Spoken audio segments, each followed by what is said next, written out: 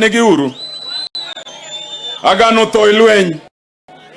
Wan gi family mar Edwin Owino Mondi, killed in Bondo from Nyamor in West Asembo.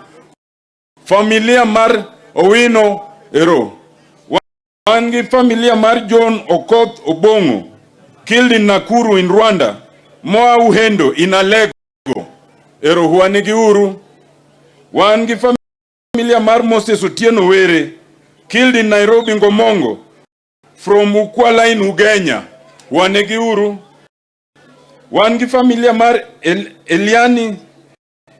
Eliam Michael Oduor, killed in Kisumu Nyamasaria from Simur Kondiek in Ukwala.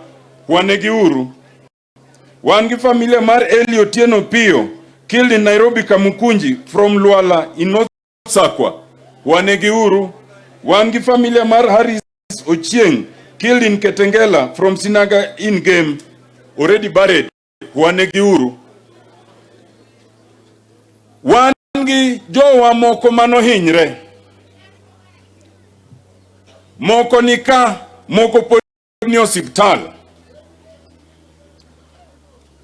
Abro luonga achiel kuom gi kende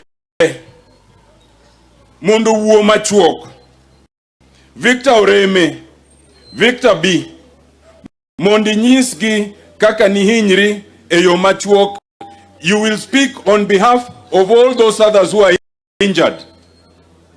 Because we have some stupid IG who says no one was killed, that no one was shot. He is dancing on the grave of our people.